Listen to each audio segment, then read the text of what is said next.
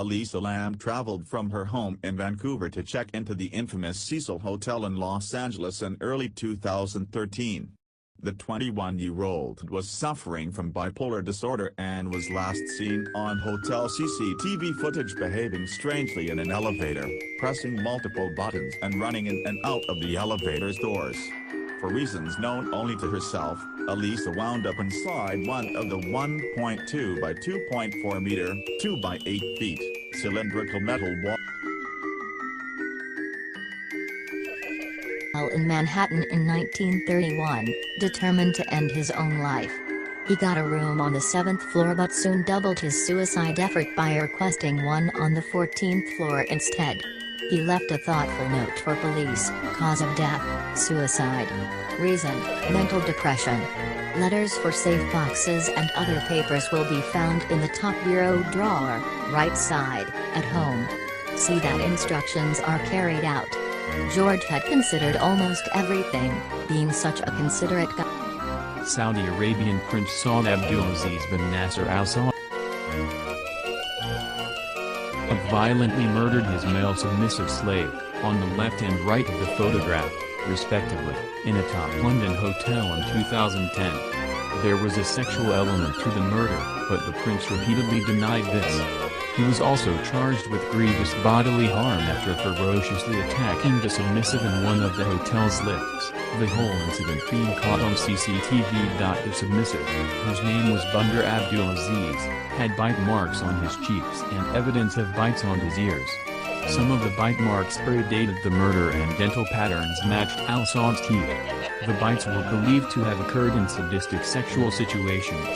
Apparently the pair had been carrying on their insanely brutal master-slave relationship for some time. Al Saud had frequently attacked his personal servant for his own personal gratification. He denied his homosexuality even when a gay master gave evidence. Al Saud had allegedly requested the master after viewing him on an extremely homoerotic website. The prince was denied diplomatic immunity and jailed for life despite his wealth and royal blood.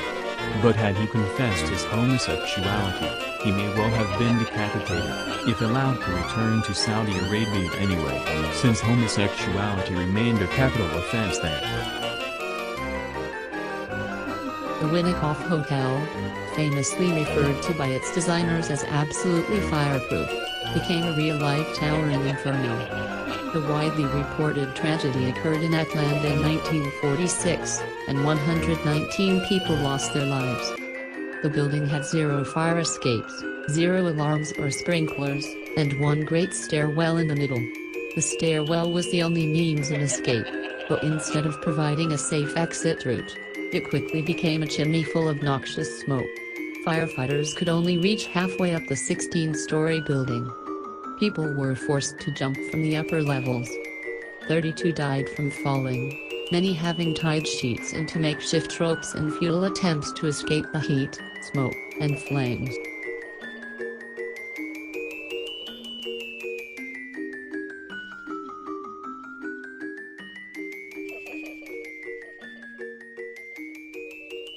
Amateur photographer Arnold Hardy was awarded a Pulitzer Prize for his photograph of a woman falling from the blaze.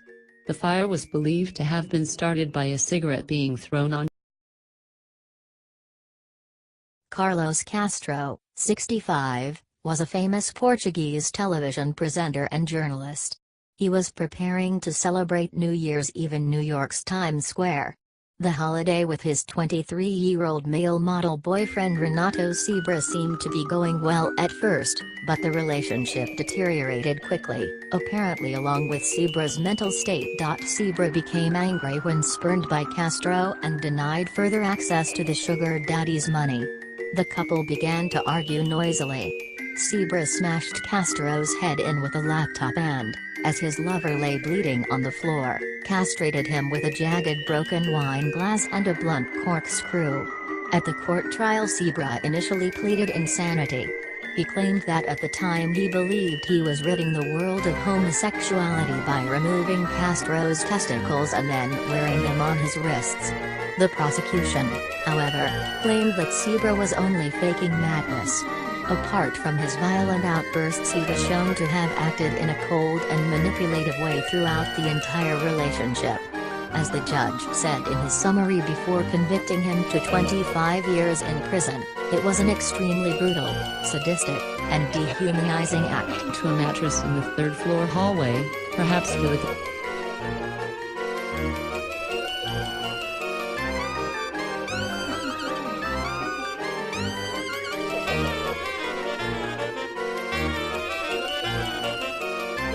Frederick Berry Jr. was a young man from Wayne, Nebraska who had recently arrived in New York to seek his fortune. He was staying in a rented room on the 12th floor of the Dixie Hotel in Manhattan when he received a letter of warning from his father. According to the letter, the young man's mother had been visited by a terrifying premonition that something disastrous was about to happen to her son. Only a day or so later, hotel staff noticed smoke coming from under the door of Berry's room. They entered the room and found him fatally burned, unconscious but sitting upright in a smoldering chair. Clothing on his upper body had completely burned away. He was taken to Roosevelt Hospital but died of his injuries just 3¾ hours after having been discovered. Back in the hotel room, the letter was found. In the letter, Berry's father, a lawyer,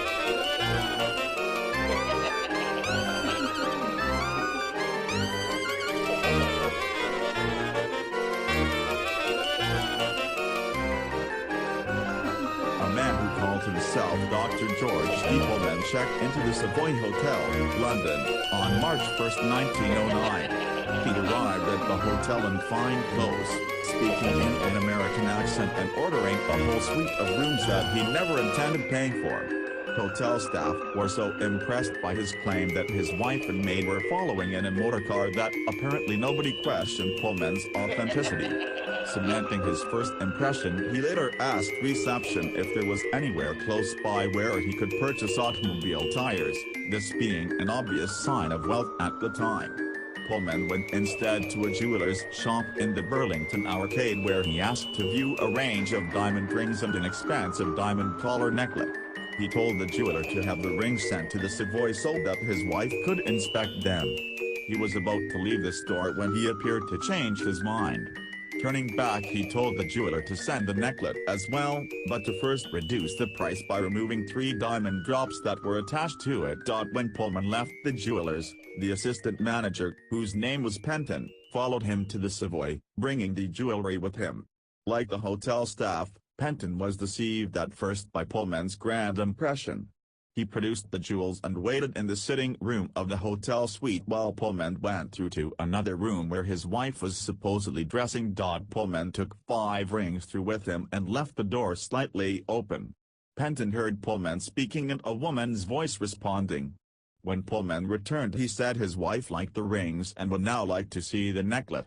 He went through to the other room again, taking the necklet with him, but this time closed the door.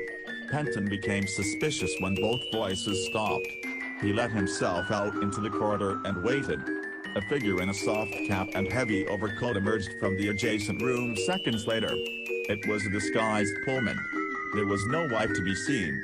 Caught red-handed, the con artist next tried to fake distress and told Penton to call a maid because his wife had suddenly fallen ill. The jeweler would not be deceived again.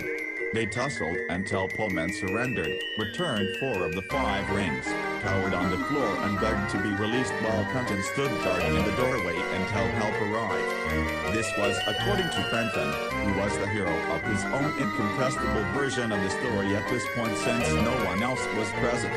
Finally, if Penton is to be believed, the conman produced a razor from his pocket and slit open his own throat. The jeweler ran to get help, but when he returned with the porter, Pullman was nowhere to be seen.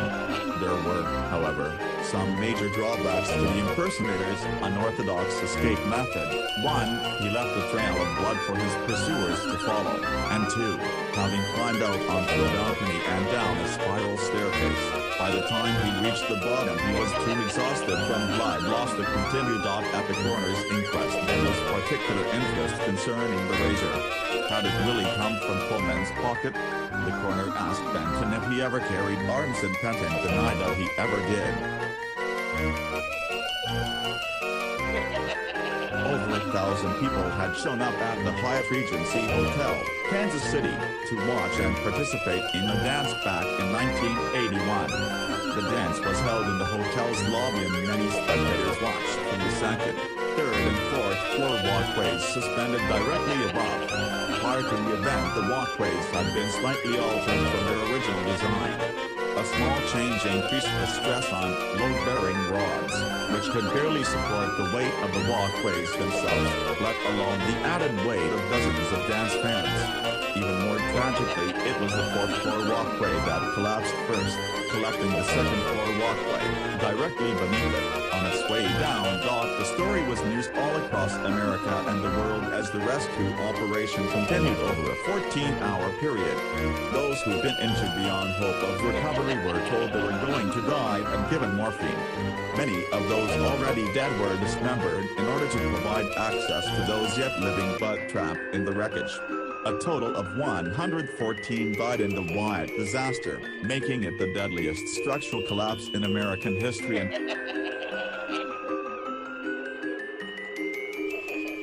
It was lunchtime in a busy commercial area of Jakarta, Indonesia, back in August 2003. Asmerlantan Sani was driving a Toyota loaded with explosives. The last remaining seconds of his life were captured on CCTV camera footage as he pulled up outside the Marriott Hotel and was approached by a security guard. The vehicle exploded. Dozens of windows instantly shattered within the deadly blast radius. Burned bodies lay in the street. People reportedly ran from office buildings holding their flaming faces. The first 5 floors of the Marriott were a mess of twisted metal, shattered glass and rising black smoke. The explosion was so powerful that initially it must have seemed unlikely that the driver would ever be identified. The situation changed however when Sani's severed head was discovered on the 5th floor. After some facial reconstruction, the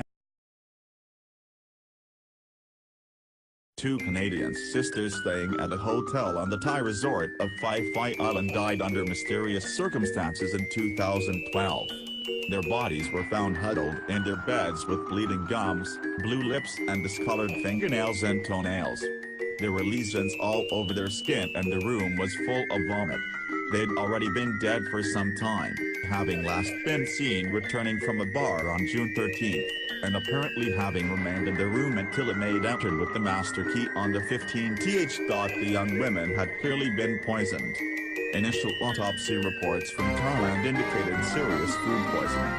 A Canadian coroner later quashed the theory that the insecticide DEET had poisoned the women, claiming that the amount of DEET in the bodies was too small to have been harmful. In 2009, 2 other young women, one an American and the other Norwegian, had died in a similar manner under similarly mysterious circumstances at the same resort. A number of other such deaths had also been reported. The causes of these deaths were again never established though poisoning was suspected.